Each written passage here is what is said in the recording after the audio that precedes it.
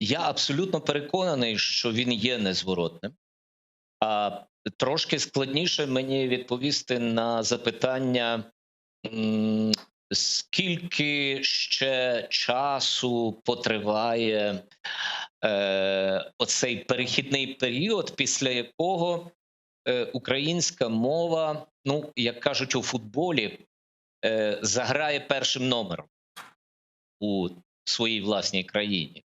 Так, тому що тут не йдеться, безумовно, мені, зокрема, не йдеться про те, щоб у нашій країні усі спілкувалися винятково однією мовою, і це державною українською мовою. Мені йдеться про дещо інше. Йдеться про те, щоб за всього різноманіття культур, яке ми потенційно маємо, але щоб українська була все-таки оцим номером один.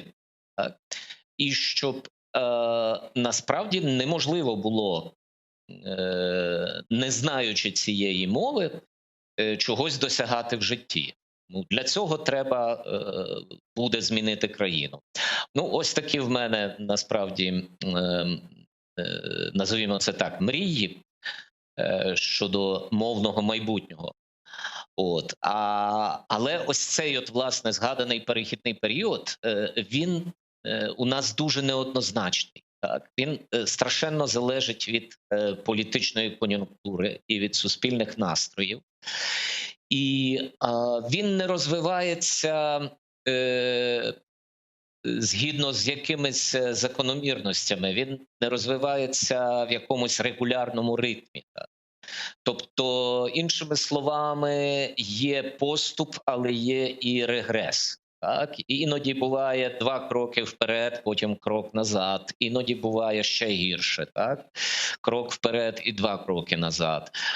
І в цьому сенсі, звичайно, дуже, дуже важливо пам'ятати про те, що це велика робота всіх нас. Ось попри те, що ми відвикаємо важко працювати, так, ми починаємо дедалі більше покладатись на речі поверхові, легкі, неглибокі. Утвердження української мови все ще вимагає великих зусиль суспільства в цілому і, ну, і звичайно,